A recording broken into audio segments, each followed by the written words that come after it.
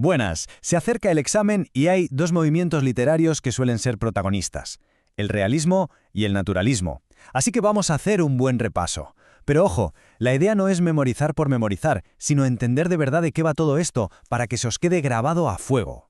Para empezar, fijaos en esta frase tan famosa de Stendhal. Es que lo clava, la novela como un espejo. Quedaos con esa imagen porque es la esencia pura del realismo. Ya no interesaba inventar mundos fantásticos, no. Lo que se buscaba era poner un espejo delante de la sociedad y reflejarla tal cual era, con sus luces y sobre todo con todas sus sombras. Esta es la hoja de ruta de hoy. Primero analizaremos el realismo, ese espejo de la realidad. Luego le pondremos una lupa encima con su evolución, el naturalismo. Daremos un paseo rápido por los autores y obras que hay que conocer sí o sí.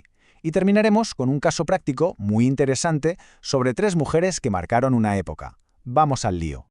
Empezamos, pues, con el realismo. Si tuviéramos que ponerle un eslogan, sería algo así como el arte de copiar lo que vemos. Pensad que los escritores venían del romanticismo, de tanto drama, tanta pasión y tanta fantasía, y ya estaban un poco saturados. Querían algo más pegado a la tierra, algo, pues eso, más real. La definición oficial es esta: un movimiento que busca reflejar la realidad de la forma más objetiva y fiel que sea posible. Los escritores se convierten casi en periodistas o cronistas de su tiempo. Investigan, se documentan muchísimo. Todo para que lo que cuentan resulte creíble, que parezca casi una fotografía de la vida misma.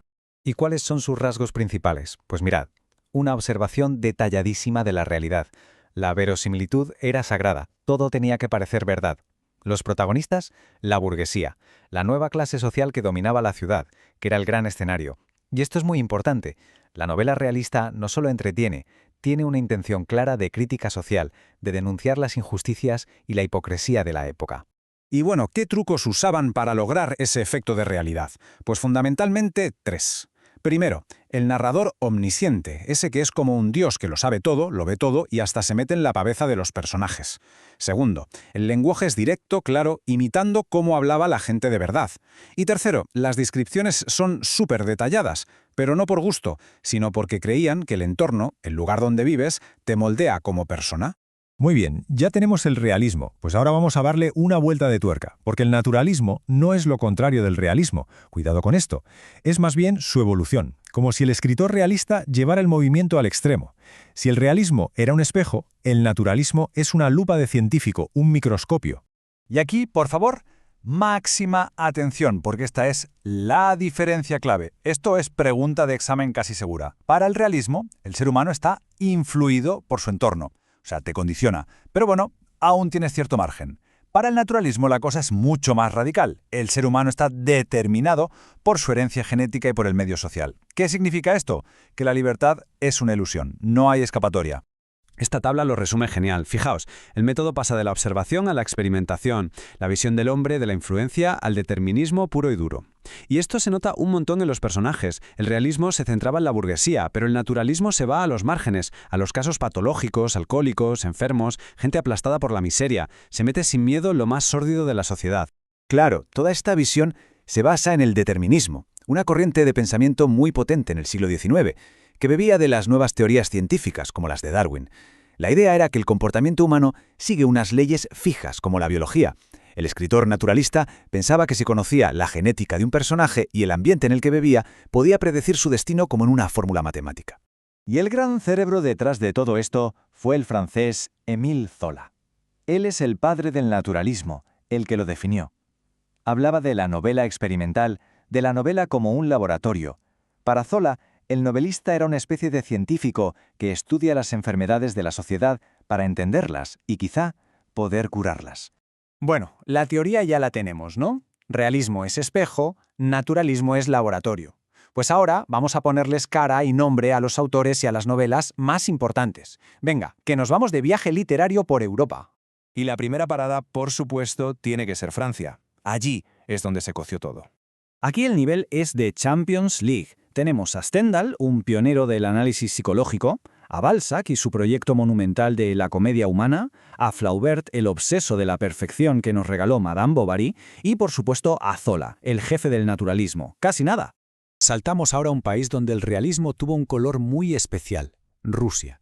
El realismo ruso es más profundo, más filosófico, más preocupado por las grandes preguntas del alma humana.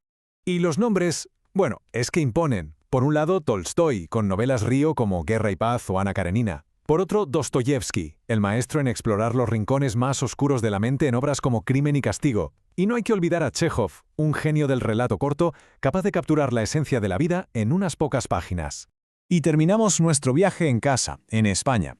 Aquí el movimiento llegó un poco más tarde, pero nos dejó algunas obras maestras absolutas. El trío de ases español está formado por Benito Pérez Galdós, el gran cronista de Madrid, Leopoldo Alas Clarín, que con la regenta escribió una de las mejores novelas de la historia, y Emilia Pardo Bazán, una mujer increíble que no solo fue una novelista fantástica, sino que además fue la principal defensora e introductora del naturalismo en España. Y para que todo esto no se quede en teoría, vamos a terminar con un caso práctico. Vamos a aplicar lo que hemos visto al analizar a 3 de los personajes femeninos más famosos de toda la literatura. Parece un acertijo, ¿verdad? Emma Bovary, Ana Karenina y Ana Ozores viven en países distintos, pertenecen a clases sociales diferentes, pero las 3 tienen un destino trágico. ¿Por qué? Porque las 3 son víctimas de lo que se conoce como el arquetipo de la malcasada o la mujer insatisfecha. Son mujeres inteligentes, con un mundo interior riquísimo, pero que están atrapadas en matrimonios mediocres y en una sociedad asfixiante e hipócrita. Su rebelión, el adulterio, es una búsqueda desesperada de libertad, pero la sociedad siempre acaba ganando y las aplasta. De hecho, el personaje de Emma Bovary fue tan icónico que hasta creó un término nuevo, bovarismo. ¿Y qué es? Pues es exactamente eso, ese sentimiento de frustración que nace cuando tus sueños y aspiraciones, a menudo alimentados por la fantasía, chocan de frente con una realidad gris y mediocre. Así que para que quede todo atado, si hay que quedarse con una sola idea de este repaso, que sea esta. El realismo nos presenta a personajes condicionados por su entorno, pero que todavía tienen algo de libertad. El naturalismo va un paso más allá y nos muestra seres completamente determinados por su biología y por el medio. Y para terminar, os lanzo una pregunta. Cuando vemos las series, las películas o las novelas de hoy, ¿qué son? ¿Un espejo que refleja cómo somos, al estilo realista? ¿O son más bien un laboratorio que experimenta con los límites de la naturaleza humana, como hacían los naturalistas? Da que pensar. Mucha suerte con ese examen.